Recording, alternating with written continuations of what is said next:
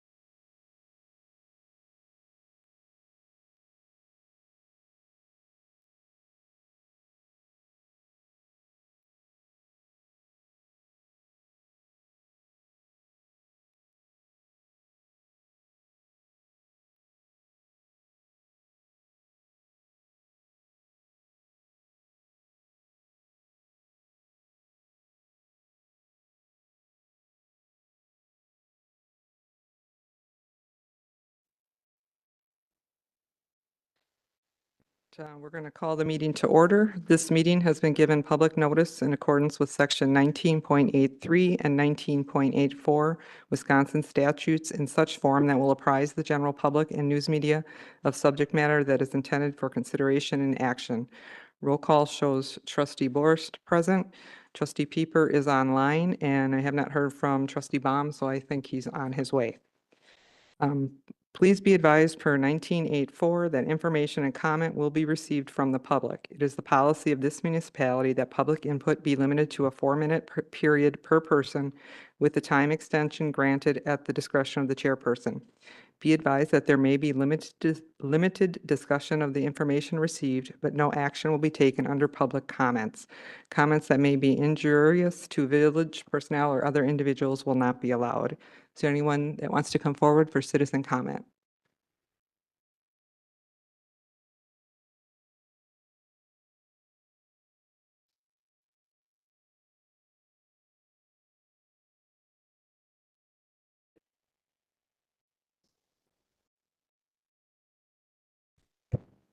It's working. Okay, my comments won't be real long, but a couple. Oh, Lynn Shower Bednar's on Pawnee Court. In relation to the expansion of the fire station, I think right now we need to wait till we have a budget so we know where we're going financially in this village. We are in dire trouble financially, and we can't keep, and I know we have a lot of needs, okay? And when I lived in Wauwatosa, I lived near one of the fire departments that was fire and police, very small, and they wanted to build, but they waited almost 24 years before they did that, and they finally did it because of the money. And so I think we need to look at that. And another question is, how will high-density apartments affect police and fire? Any increase in population is going to affect police and fire. And right now, we don't have unit demand in Germantown for apartments, period. We have said as a village and a community over and over again, we don't want them, we don't need them, we're not required to do them. Anytime people own a home, they are more responsible. And you know what? Every time I hear these people come up with, and all the developers, high density, you know why? It's money. It's all about money. Follow the money. And we don't have that kind of money right now. And not only when we include high density problems, it's going to transform our culture. It's done it in every community. I saw Wauwatosa. We had a beautiful home on Menominee River Parkway, and in the 40 years we lived there, it changed drastically because of what they did to it. Just what the people here are trying to do to our committee to change the culture of who we are. We want a rural culture. I think that's been told over and over again. And when I saw the report from Eilers last week, single-family housing was 78% or 75%, and senior apartments or condos, 49%. That's where we should be putting our energies in considerations to what works. And I tried to mention this last week with my nephew in Florida, and my time was cut, but they have a developer that's doing phenomenal with senior housing. It's phenomenal. They can't even build them fast enough. And the residents voted overwhelmingly to keep our area rural, and the atmosphere of ownership is known to lower law enforcement activities. And we need to take a huge pause on this development, period, okay? So this community doesn't suffer. And this is a report from Josh Showman, our county executive, and here's what his report shows. The responses from the public, huge, said that they want to dedicate efforts to lean on into representative government, which we've been asking this board to do. You are representing us, okay? You are part of our citizens, and you pay the bill, but so do we. And the people want less government and they don't want high taxes. And so I think we got to stop with all this nonsense with high-density apartments right now and sell that property and let it go the way it's supposed to go, the way it should go, not forcing this community to be paying millions of dollars and stick us with this kind of a bill. So it's something to think about. Thank you. Thank you for coming forward. Is there anyone else who would like to come forward for citizen comments?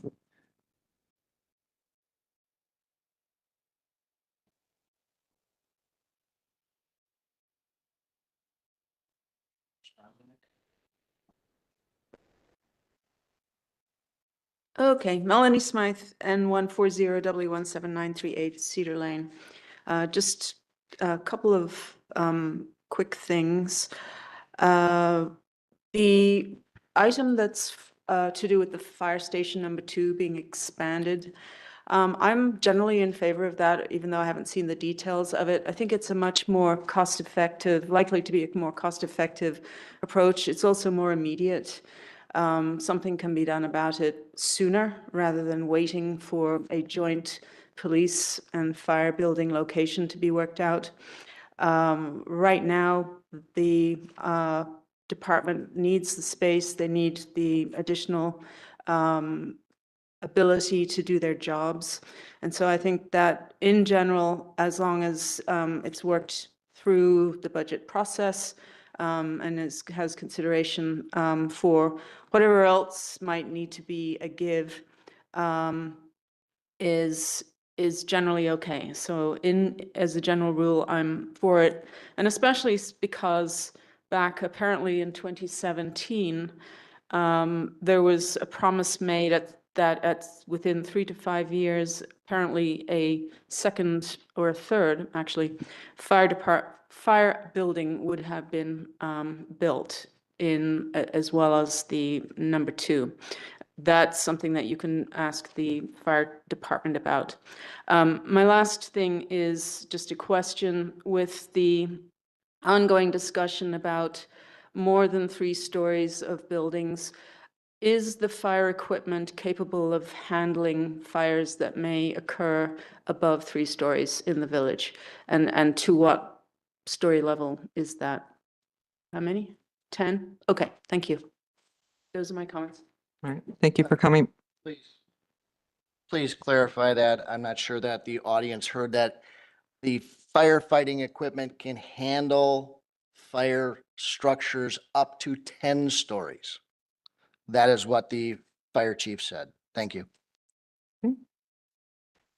Good evening, Sarah Larson, Butternut Road. I just am hoping tonight, as they're talking about the impacts of development, if you could talk about formulas in terms of how you determine what your staffing capacity is. I'm sure some of it is based on current calls and things that you're receiving and current level of crime.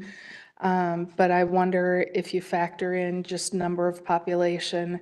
I know in the recent past, the EMS folks were diverted to dealing with helping out other communities. And so just wondering what that impact is. And then I echo in terms of, okay, we have equipment that could handle height, but now what about pieces of equipment and looking at replacement of some? I thought I saw something about a fire truck that's going to be on the replacement schedule. I don't know, but just want to be able to have visual to that. And then also if it does mean additional staffing, was that factored into the referendum dollars?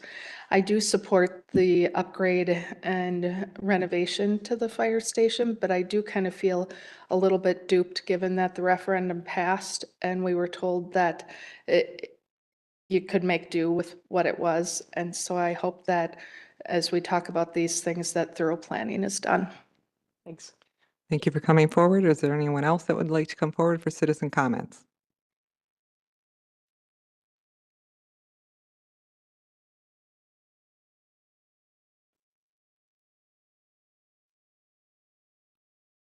Hi, Jerry Siegel, North 96, West 209, 12 County Line Road.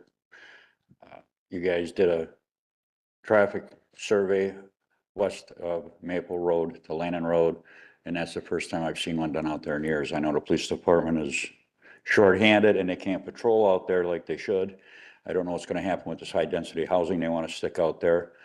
Right now, I have Waukesha County Sheriff, Menominee Falls, and State Patrol that I've had to contact because our own village can't patrol out there because we don't have enough officers. And even though our taxes went up for more officers and fire department, we still don't have it. With this high-density housing going up out there, crime's gonna be a factor. It's gonna bring crime, there's no doubt about it, and we're gonna be shorthanded. I know I'm not the only one that has been opposed to that housing project, but something has to be done with the traffic out there on Q. My wife almost got killed out there 2 years ago, turning into my own driveway. And it was a battle on who was gonna handle the crash, Menominee Falls or Germantown. And it shouldn't have been. And the Falls responded to that accident faster than Germantown could. If there's a fire out at my house, Falls will get there before Germantown will. My house will burn to the ground.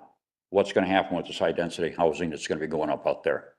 Response time is a big factor in any city, any village. We don't have it. We can't afford it. What are we gonna do? I don't wanna see anybody else almost get killed out on Q. Speeds are over 100 miles an hour. It's a quarter mile from the lights on Lannon Road to my driveway. They're constantly drag racing out there. We've called and given the village the time that they're out there doing it, and they never show up. Or if they do show up, they're out there for 5 minutes and they get a call, they're gone. Something has to be done. Thank you. Thank you for coming forward. Is there anyone else that wants to come forward for citizen comment? No one else? I have two that I will read that were submitted online. The first says, hello, and reading over the agenda, surprise in the increase of billable services. Yes, we understand increases, but increases of 50% or more on some items and equipment. Then it was stated that you don't always receive the payments due to different reasons. We had the understanding that the village billed the people involved if you didn't receive payment. This started with the previous fire chief. It was stated that you had a company that does this billing for the village. Is this true or not? So you are saying now you don't always receive payments from the people. What is the amount of people who do not pay versus the ones who pay? Yes, we know how Medicare works, but we are required to have supplemental insurance to cover the rest. Plus, we have to pay a deductible too. How will all the residents be informed of these increases? When you use the service and get a huge bill, this might make you think about calling 911 for help. Remember, not everyone in the village may receive a huge increase in pay like some do here in the village. Residents are on fixed incomes. The fixed income doesn't have a huge increase. The remodeling of fire department station, why wasn't this included in the referendum when asking for more employees? It was said we can make it work. We believe this should have been included in the referendum. Look at the whole picture, first of the needs and wants. This coming back after the fact needs to stop. Why wasn't this discussed before this? The effect of high-density development on the police and fire departments. Thank you to the two trustees for bringing this up. Yes, this should be discussed from day one. Who is paying the additional staff and/or equipment if needed?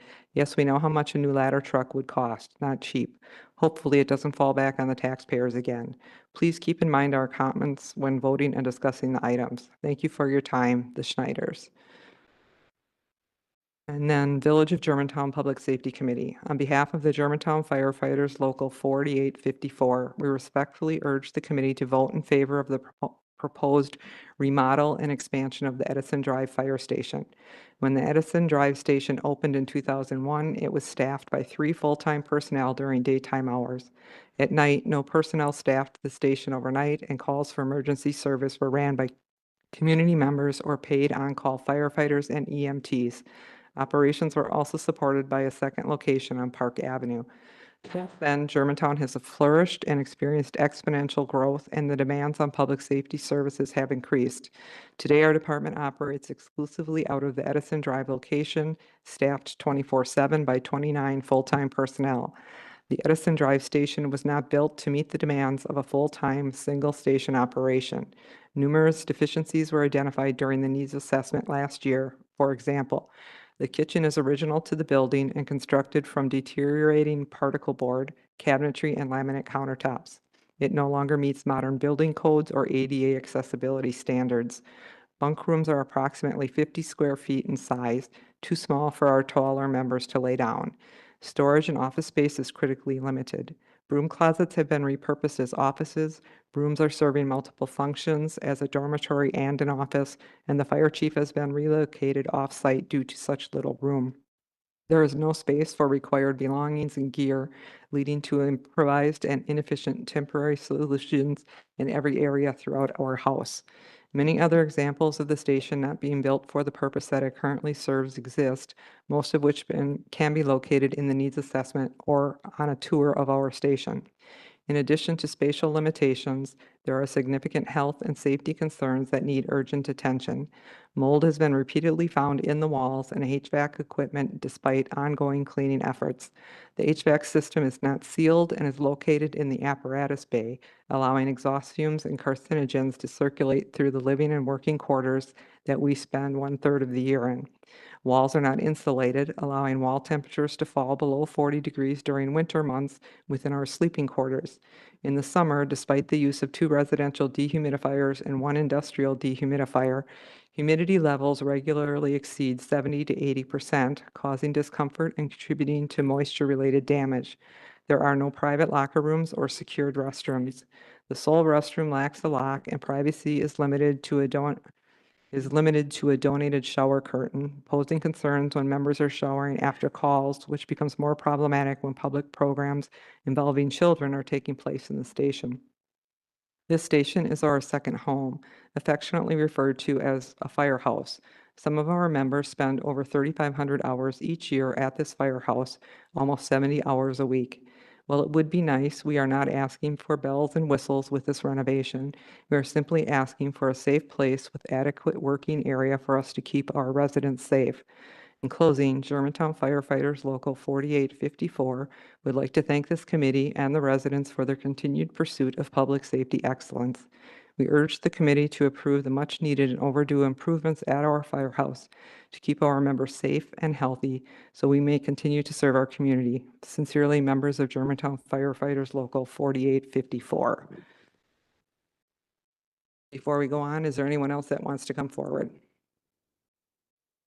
All right, seeing none, we'll close citizen comments. And I will just say, originally, we had been trying to get this meeting at the firehouse for an open house. And what they've come up with for that is on Thursday, October 16th, from 5:30 to 8 p.m., there's a fire safety open house during Fire Safety Week. And the public is welcome to come and see the station at that time. We are working for the police department, but that hasn't been finalized as to when a tour of that will happen. Thursday, October 16th, 5:30 to 8 p.m. All right, and then we will move to item 4, meeting minutes. Motion to approve meeting minutes. Second. Any discussion? All those in favor? Aye. Aye. None opposed? None opposed, motion passes. And we move on to item 5, reports. And item A, police monthly report. The monthly reports, we've seen and taken pursuits that we've been involved in as far as drivers not stopping. We've had a couple instances where we had officers or sergeants had to perform a pit maneuver, basically to stop the vehicle. There's a couple of them, actually, there were 3 of them. The canines continue to be proactive, basically for our department, also assisting other agencies. Canine ARC and Sergeant Pest assisted the State Patrol on a traffic stop, which resulted in a positive hit on the vehicle. We also had a couple 5th offense OWI crashes this month, one involving a business sign, where they took out the business sign. The other one was an assist with Washington County of an erratic driver, where that one also, a pit maneuver had to be done in order to stop that vehicle. Okay, any questions for the chief? No. Okay, fire department monthly report? Thank you. There is no monthly report in your package or your packet. I have just recently learned how to make our new software create reports, to which I started doing some last week. However, I got some of the data in front of me here. First thing I'd like to address is mutual aid. Mutual aid has come up a lot recently in some conversations. For this calendar year so far, the Germantown Fire Department has provided mutual aid to neighboring departments 15 times. However, we have received mutual aid from neighboring departments 27 times. Most of the time when we are receiving mutual aid, it is not for a medical call. When we worked with the staffing model for the referendum, our goal was to have our ambulance, 2 to 3 ambulances staffed 24 hours a day, because that is what typically we had been seeing for call volume. The need for mutual aid typically comes when we have structure fires. With the staffing that we have in the station, we have enough people on staff to run a fire engine, an ambulance, and a battalion chief. Sometimes we have 2 ambulances available for a structure fire. NFPA standard says minimum of 15 people required to run a structure fire due to safety of the firefighters. For every 2 people that is on the inside of a burning building, there has to be at least 2 people on the outside of a burning building. Our staffing model does allow us to make entry and make a grab if we need to, but it's not enough to keep circulating people. Our air tanks that we typically wear on a fire last about 15 to 20 minutes of working time. The goal is to get more people within that 15 to 20 minutes. So the next crew who comes from a neighboring department is then able to get their air tanks on and go in while the first crew is either taking a break or to get their air tanks refilled. And that process just keeps cycling and cycling and cycling. In addition to that, in areas where there are not fire hydrants in the village, we have to truck water in. When we truck water in, we have to do calculations to make sure the amount of water that we're flowing per minute is able to be kept up with. So we do the calculations, we're flowing 1,500 gallons a minute. We have to make sure there's enough tenders lined up that can dump water, travel the path, refill, and come back there to maintain that flow. So that's why structure fires take a significant more amount of personnel than our typical EMS calls. In addition to that, our NFPA staffing requirements is that we meet 5 minutes and 20 seconds 90% of the time for on-call periods. And we do typically meet that. The lowest we've had in the last year was 88% of the time. The highest we've had is 94% of the time. So overall, we are doing very well with meeting that standard. Since the beginning of the year, the fire department, and this is as of July 31st, had run just over 1,400 calls so far this year. So to maintain 5 minutes and 20 seconds, 92% of the time is doing pretty good.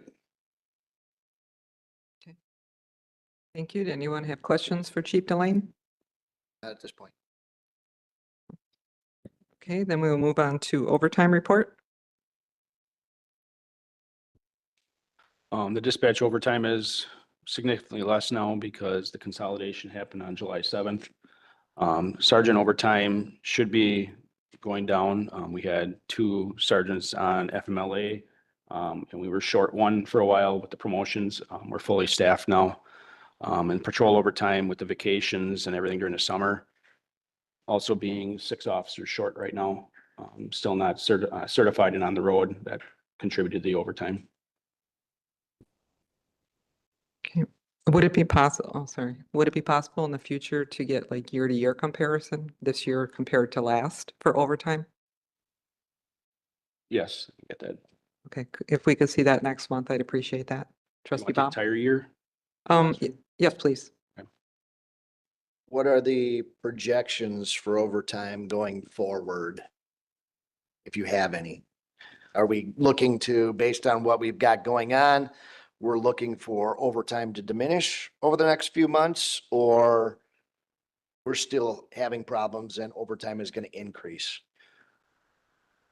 With the summer months almost concluded, we see the vacations basically going down. We just got 2 officers off of field training the last month, so that should assist us. We have another one by the end of this month, and then a lateral that will be coming on probably within the next month also. We have 4 officers in recruit school right now, so they won't be done until December, which then they also then have to go through a 4-month process. So those won't really take effect until next March or April to help us out. And we're still too short after that yet. So expectation for me should be not to expect overtime to diminish until March or April of next year. I think you should see the diminishing a little bit coming the end of this year, once we get the rest of those, probably 2 more laterals on the road, which will be up to staffing what we were previously before we got the 4 additional bodies. Okay, thank you. Any other questions for Chief Martin? All right, Chief Delane? Fire department overtime was up in July, mostly due to us running a recruit academy for 3 new hires that we brought on board as part of the referendum. So far this year, the fire department has had 3,275.5 overtime hours. Last year, end of July, the fire department had 4,061.25 hours. Steve Baum? Yeah, Chief Delane, can you tell me about the impact of senior living versus multifamily? I know this is going to come up in more detail later on, but my understanding is senior living requires a greater demand on the fire department, mainly the rescue squads, to deal with medical issues in their facilities. Whereas a multifamily is really less invasive on your work. Let me pull up some data here quick. Historically, senior living and senior care facilities take a much greater toll on our department. So far, that we actually have that pulled out as a separate category of data sets. For example, this year, the northwest area of the village, we ran 35 calls, northeast 25 calls, southeast 362 calls, southwest 207, and the senior facilities, we have run 187 calls. That was the most current data. However, if you look at multifamily neighborhoods, subdivisions, it really doesn't play that big of a picture into what we do. Speaking of like Saxony Village, very rarely do we go there. That's one of the highest densities in the village. Correct. I like the Sutton Farm proposed community, which in my opinion is very similar to the Renwood South type neighborhood. Yep. Very rarely do we go there. Another similarity would be to Blackstone Creek. The condos and houses in there. Very rarely do we go to those neighborhoods as well. So I look forward to the further discussion later on, but your preliminary discussion is if we want to go to senior living, it's going to draw more resources from you than multifamily. So thank you for your comments. Any other questions for Chief Delane? Okay, then we will move on to unfinished business, which is a request to update billable services schedule, and this is an action item.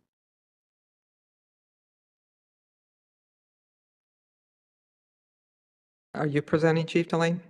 Okay.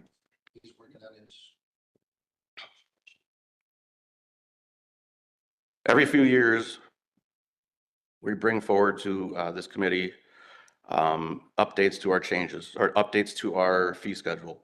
Those fee schedules are presented in conjunction with our billing company in comparables to what other departments are charging.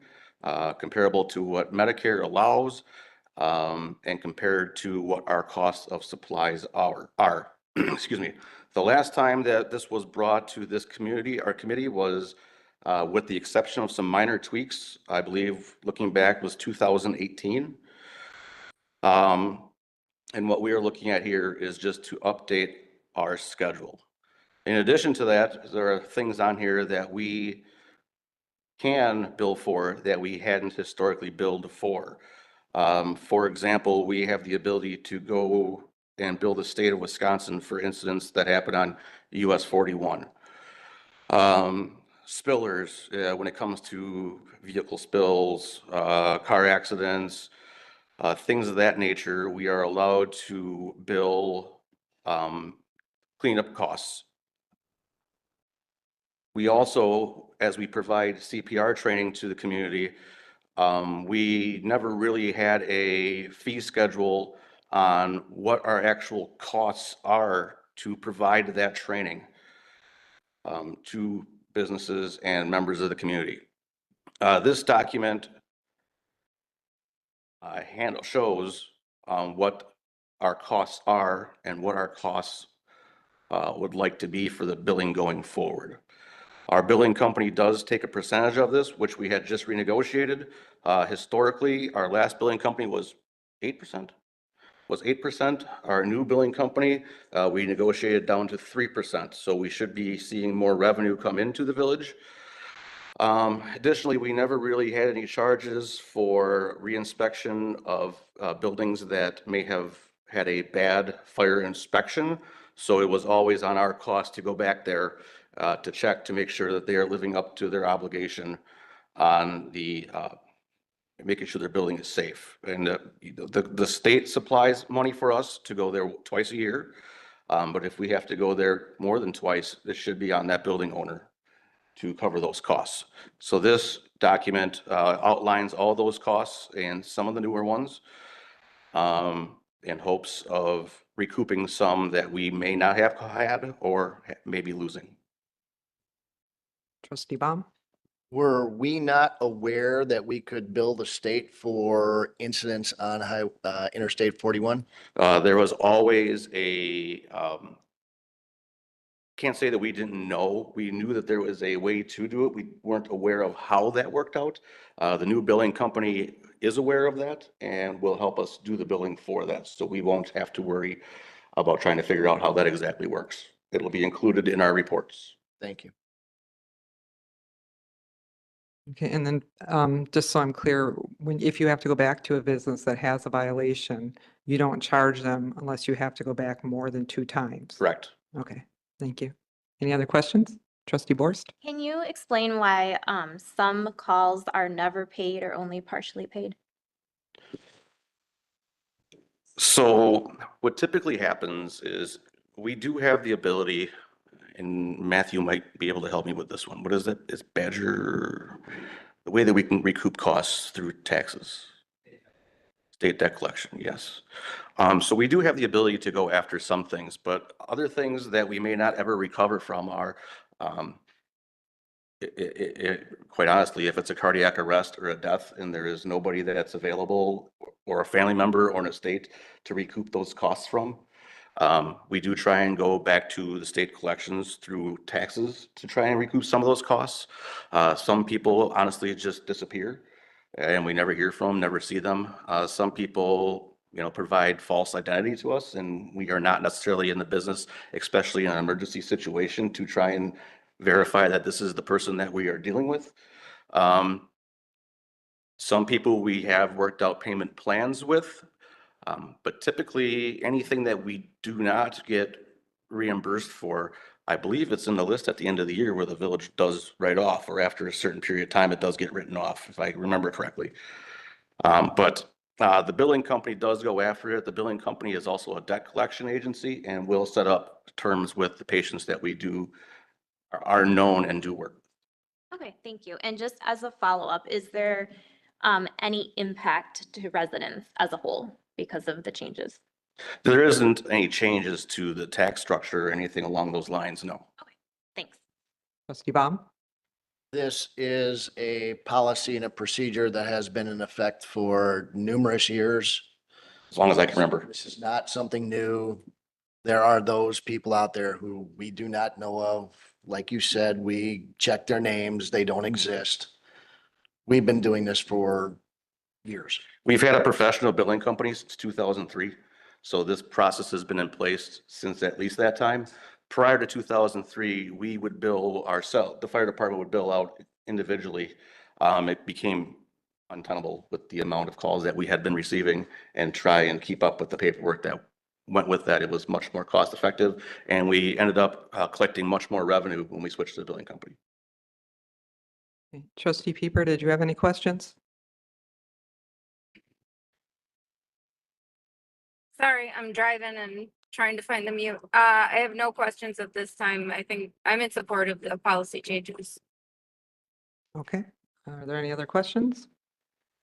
All right, and then all in favor? Aye. Aye. Can I, Oh, sorry.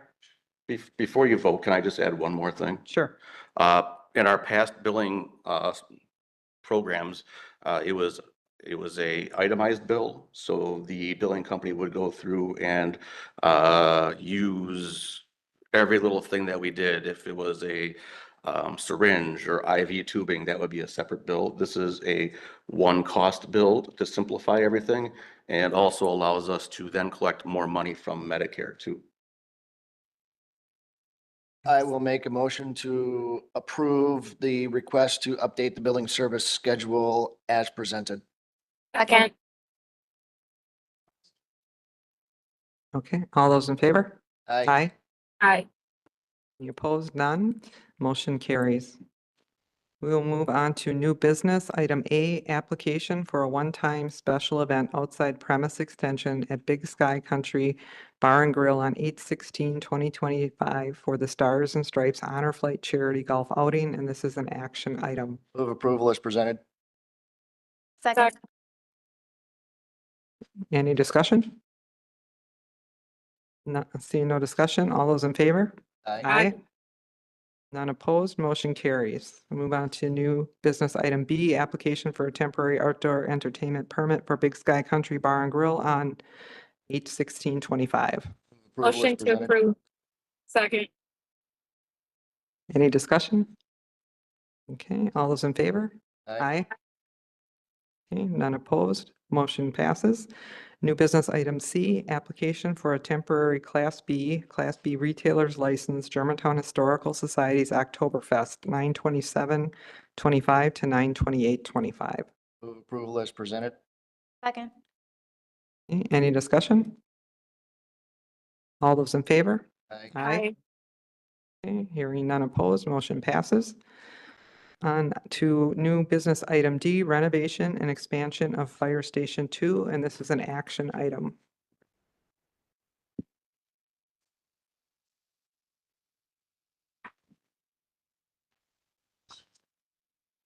At your meeting last month, the Public Safety Committee asked staff to go back and work with our consulting team from Grafe, PRA, and more to update the project cost estimates for the options for public safety facilities that have been presented in 2024. So what staff has been doing, working with a consulting group in order to make this, make the timing work both from our end, and I think also to make this a little bit more manageable for your committee meetings, is to take these one at a time. So the first one that we have for you today is the renovation and expansion of Fire Station 2. And we'll put up on screen, I hope. First of all, a map that's in the packet, a diagram that's in the packet. All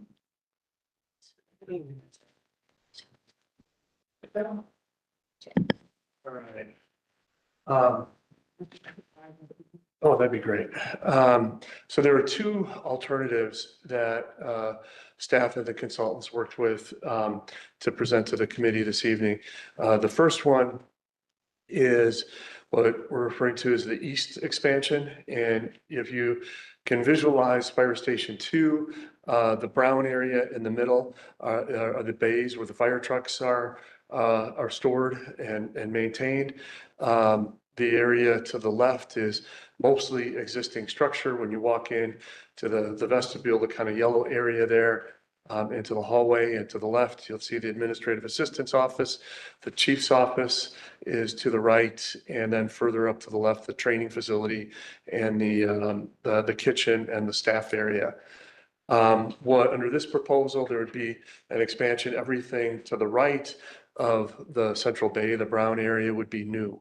And that would consist mostly of bunk space, along with some conference room and shower facilities, those types of things. And we can get into that in more detail if you would like, but that's kind of the high level overview of alternative one.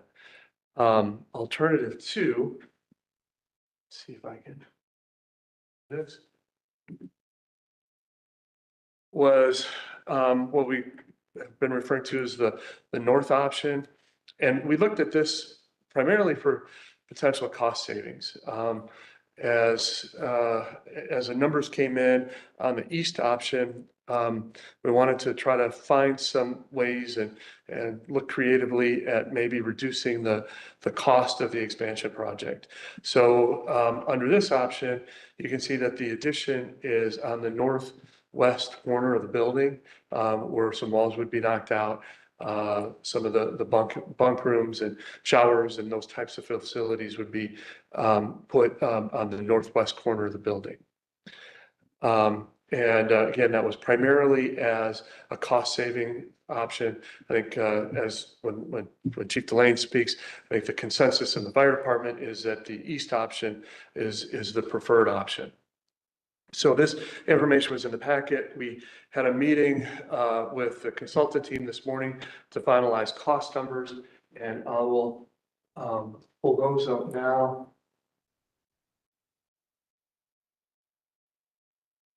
It's harder than it looks, manipulating the mouse on a screen across the room. But the two cost options, there'll be a couple of things that you notice here. And the first one is that the cost for both options is higher than what was presented to the committee and to the board a year ago for renovation and expansion of Fire Station 2. And there are three main reasons for that. One is that we are currently experiencing some relatively high construction inflation. The cost for these projects is going up significantly as, materials are affected and labor is affected. And that's a trend that our consultants believe is going to continue into the future.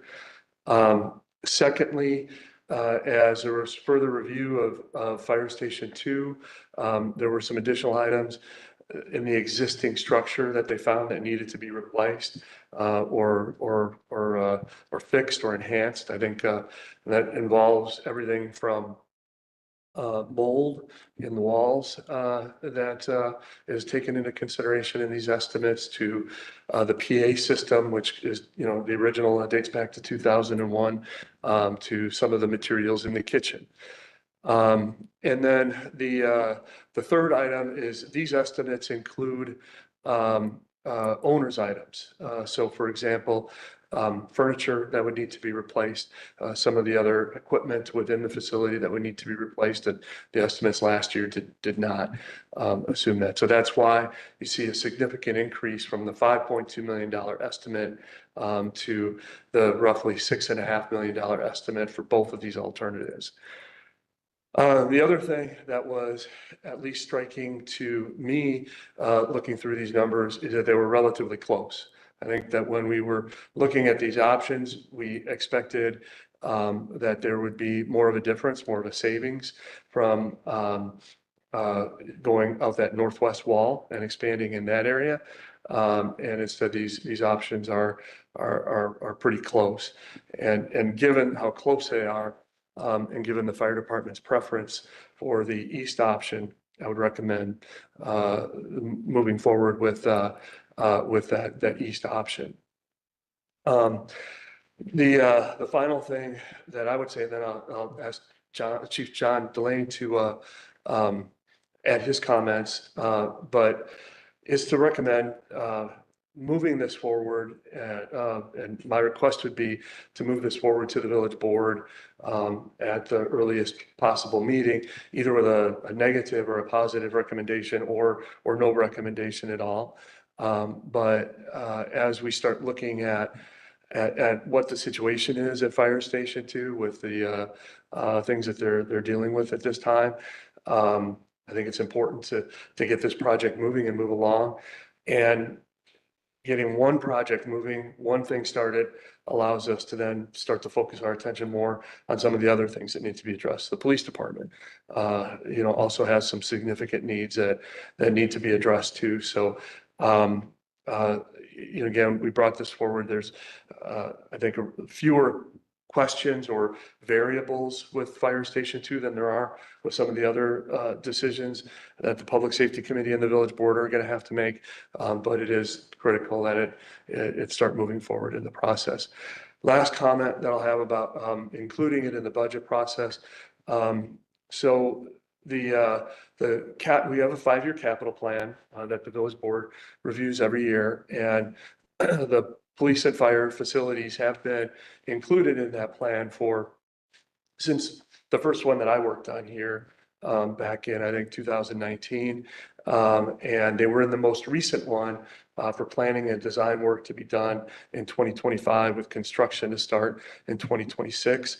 And the borrowing that the bonds that the board approved earlier this spring did include $500,000 to begin the design work this year. So that has been considered and incorporated into the budget process. So if you have questions of me, or if you'd like to hear from Chief Delane, whichever the committee would prefer. Did you want, Chief Delane, is there anything you wanted to add? There is, but if Trustee Baum had something first, that's fine. Start with you. Okay. Just a few things to address, and kind of a history of how we got to where we are. 2001 is when we moved into this fire station. The fire station was right off the bat not very adequate for what we were doing. In 2000, the building wasn't built with any internet access, wiring for internet, furniture, things along those lines. The furniture, the beds that we had in the firehouse were donated by the American Legion. The tables room were By ITT Tech. The sofa and chairs that we had in our living room, what would happen is people would donate furniture for us to burn in the burn tower. And if it was better than what we had, our furniture would go to the burn tower, and the donated material will come into the fire station. The desk in the chief's office was donated by Smith & Nolan, which is no longer in Germany. And everything else that's in that fire station was brought in by the people of the fire department. We did all the work running all the network cables in the village ourselves. We have done, for most of the time period, all of the networking and computer repairs in the station ourselves. And we have made it work. In 2018, we closed fire station number 1 due to our vehicles being larger than the openings of that building, the building not having any sleeping facilities, and having 1 shower and 2 bathrooms that were also accessible from the outside. The other reason why we closed that building is to streamline responses. At that point in time, there was 2 people working during the day in that station and 3 people working in the other station. Our call volume got to be as such that we happened to be driving back and forth past each other constantly as we were going to calls. So in 2018, we closed and moved everybody under 1 roof. Call volumes continue to expand. Just anecdotally, when I started with the fire department in 1999, we ran 460 calls. Last year, we ran 2,600. So our call volume goes up. We need people. We're calling more and more for mutual aid. We get to the referendum. It was asked of me in the referendum, Can we make do with what we have? We are making do with what we have. I'm not even in the building anymore. That's how much we're making do. Everything that was in the other station that we had to bring over, we bought pallet racks. We set pallet racks up in the station to put all of our supplies up on. Our turnout gear, which was supposed to be held in a separate room that was encapsulated to keep the carcinogens away, is now our medical supplies room. Our turnout gear is held in the mezzanine that's not supposed to have anything in it. We don't even meet our own fire codes. The station had 6 bunk rooms. A couple years ago, I divided my office in half, so the battalion chiefs would have a bunk room, or excuse me, an office. The assistant chief's office was turned into another bunk room. Now my office will be the battalion chief's office, and the battalion chief's office will be a combined lieutenant office and bunk room. The report writing room is now our fire inspection department. Our training room is now our lunchroom, training room, and report writing room. We don't have any options left. Can we keep operating the way we're operating? We don't have a choice. We're the fire department. We can't fail. There's no one there to take our place. But with 10 to 11 people in a small building like that, 24 hours a day, with the condition of the mold in the walls that we know is there because they've had to replace the windowsills because the floors have sunk 3 inches and pushed up on the windowsills. So they're an arch. When they had them out, you could see that all the insulation had deteriorated out of the walls and they were filled with mold. And the leaking windows that leak constantly every time it rains from the west. So there is a great need. The ask is not lost on me. I was a big fan of working at the old fire station because I went to school at Kennedy Middle School and it was still a volunteer fire company. And I could watch the volunteers come up every time the siren went off on the roof. And I love that. But it's well past the time. And I've been also asked why we don't move into the other fire station. Obviously, I've listed reasons before, in addition to that building being 73 years old. Thank you. Okay, I'm going to ask first trustee Pieper, did you have anything?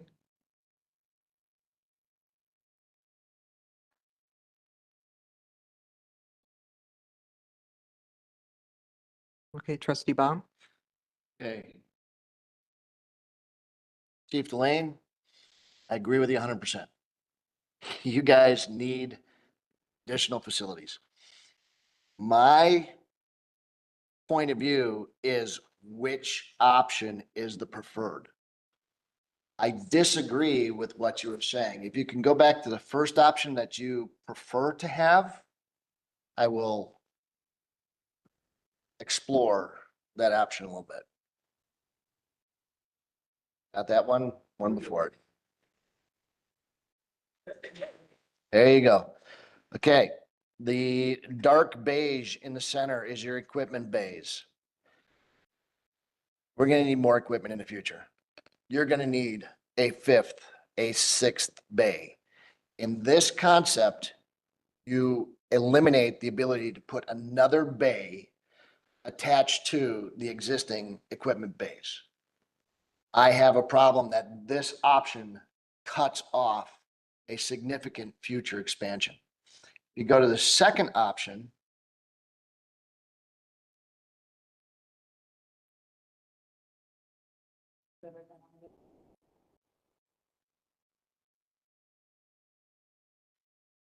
the right side of the drawing, the equipment bay can be expanded.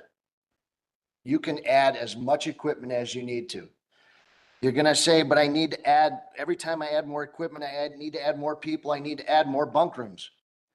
I can either go up on the drawing with more bunk rooms, or I can come across the top of the facility with more bunk rooms.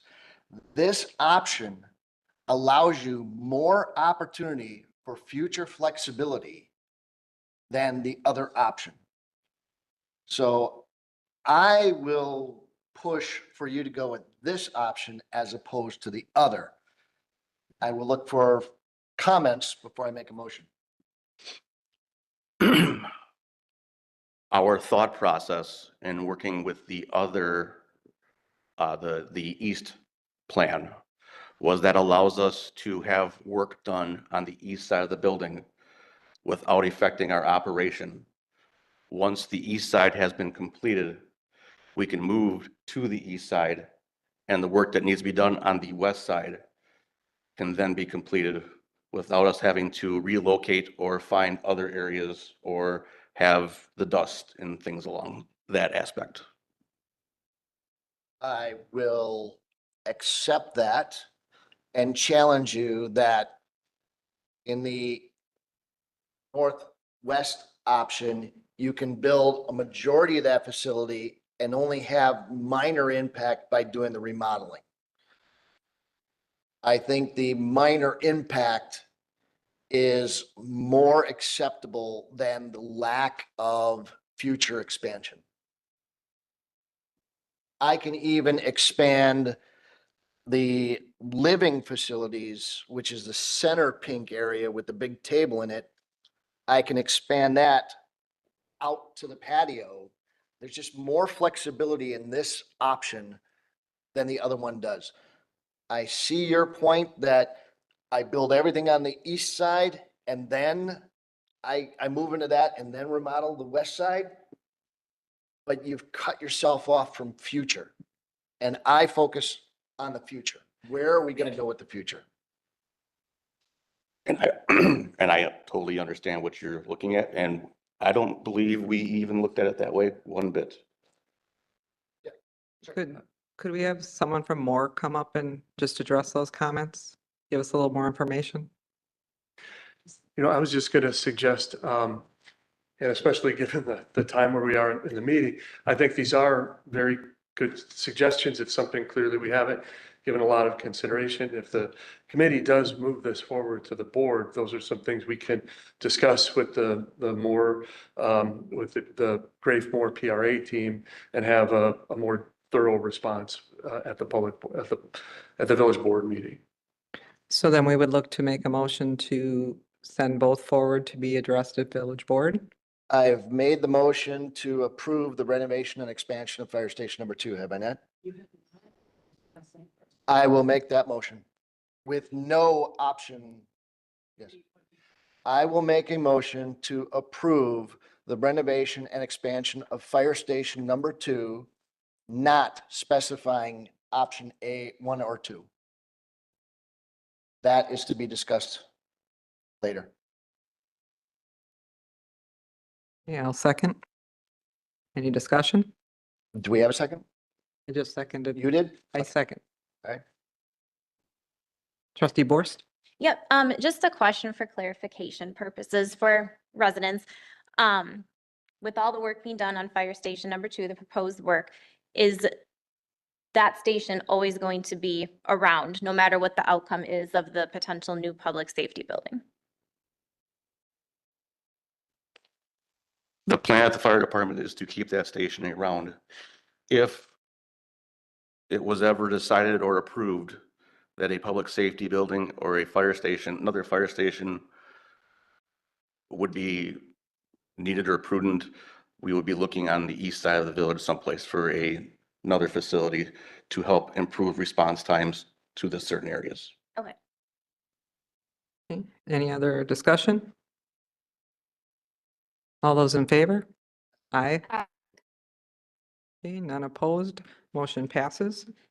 Move on to new business item E, new squad replacement for, One quick note, I'll just so that the committee knows and the public knows, even though this was a unanimous vote, we will not put this on consent at the village board so that we can make sure to address the questions that were out there yet. okay, thank you. New item E, new squad replacement for a crashed car, and this is an action item. Make a motion to approve as presented. Second. Okay. Any discussion? All those in favor? Aye. Aye. Any opposed? Motion carries. Then we move on to item F, which is effective high-density development on police, fire, EMS services. This is just discussion, and I put this on here because going forward and the village board is looking at the addition of a lot of high-density housing. So I just wanted to get some input from the chief, fire and police chiefs as to what possible impact, if any, there could be. Can I make a comment before we start? Sure. Sutton Homes, Steve, that is not high density. That is just single-family homes with some attached homes. It is not high density, as somebody had stated earlier. Someone else asked me that question last week, and, what is high density? And to some extent, it's in the eye of the beholder. For those who are envisioning a rural community with single-family homes on 1 acre lots, Sutton Farms is relative to that high density.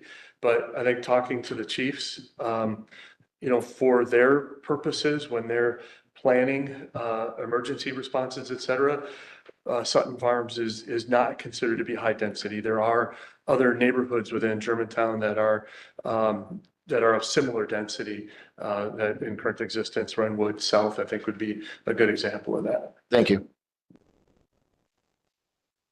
Okay. Chiefs, just any insight you would have to give would be appreciated on how it would affect your departments, or if it would. As far as the police department, it all depends on the clientele that would be purchasing those residences.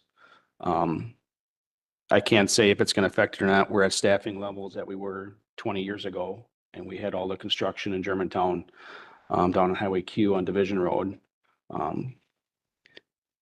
I would say the big box stores is where the majority of our call volume is. Traffic enforcement, retail thefts, drug interdiction that we do. That's basically, the majority of our call as far as Sutton Farms, what impact it would have. I don't think it would have much impact on us. Chief Delane? I don't believe it would have that big of an impact on the fire department as well. Looking at our data, 23% of our call volume comes from 4 buildings. And then the next highest level is the southeast corner of the village, but that is also the most populated corner of the village. It goes down to the type of clientele living in those types of communities that matter more than the actual community itself. Okay. Trustee Baum? 23% of your call volume is related to 4 buildings. That is correct. Can you give me those 4 buildings? Gables, Virginia Highlands, Fairway Knolls, and Frontita. Senior assisted living.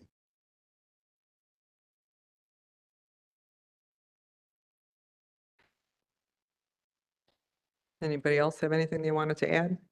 Trustee Pieper? Nope, nothing at this time. Trustee Borst? No, my questions are given. Okay. All right, we'll move on to item G, results of radar tracking on County Line Road, and this is discussion item. I was asked to get some information as far as traffic enforcement that we've done on Highway Q and Lannon Road, or on Lannon and Highway Q. We had the radar board, our sign board out there for about a week, July 9th to the 15th.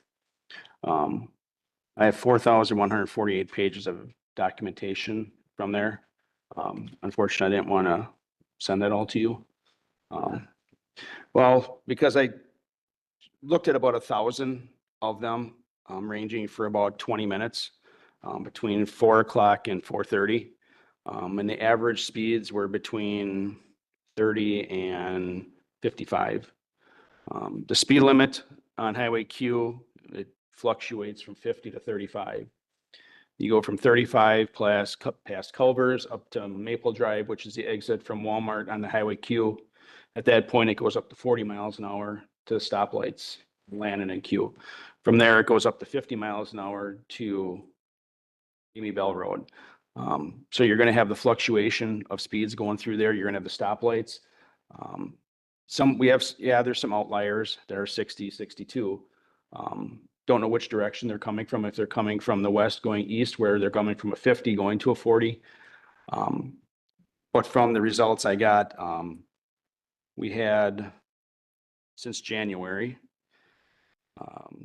we had 22 traffic posts out there. 6 of the posts resulted in citations or warnings. The other 16 did not. The average time the officer out there was between 10 minutes and 45 minutes. If they don't see anything within 20 minutes or have any violations, they usually clear. 45-minute ones were probably where they were issuing citations, they were stopping people or warnings. 32 traffic stops from January to August. That's not including, and it's including the traffic posts, but that's also other stops that were in that area.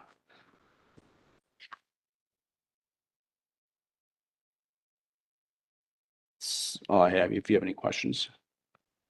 Trustee Baum? Do you have any indication of a 100-mile-an-hour car shooting through that area? With this documentation, no. Thank you. Trustee Borst? Yep. Do you ever receive any calls or complaints regarding speeding in that area? We do.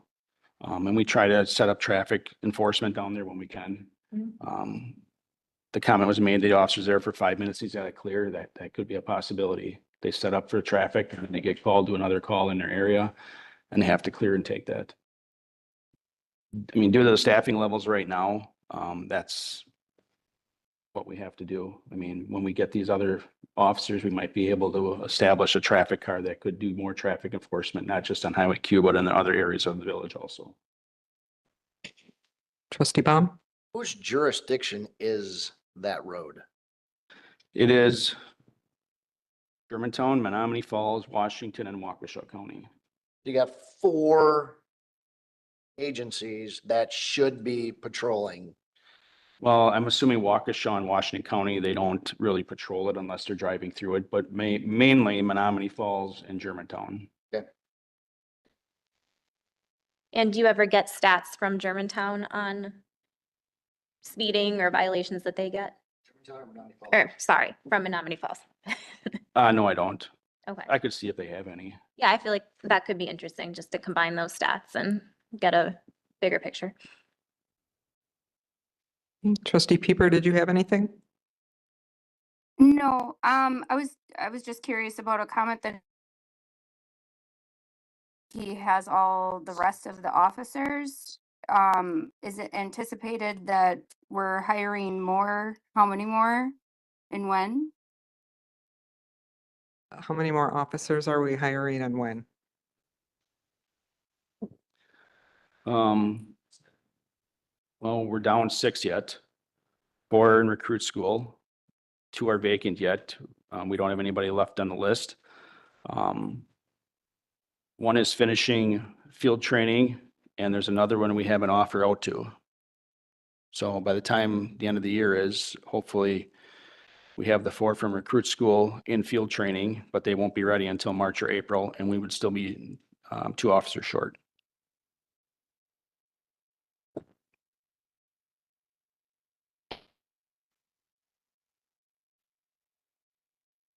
That schooling, or do they? Could you repeat that and speak a little louder, please? I'm sorry, it's police officers pay for the schooling and training, or do the citizens? Do we pay for their training or are they paying for their own training? Or do citizens? The pay ones in for it? recruit school? I believe that's what she's asking. The ones in recruit school, the state pays, as long as they successfully complete it. Okay. We pay the hourly rate for them to go to school, but the school actually pays the 7,000, or the state pays the 7,000 for each of them to go to school. Okay. Did that answer your question, Trustee Pieper? Yes. All right, any other questions before we wrap up? Okay, the next meeting date in September is to be determined due to the Labor Day holiday, so we will get that out there as soon as we know. And with that, the meeting is adjourned at 7:09. Give us a few minutes to reset for the village board meeting.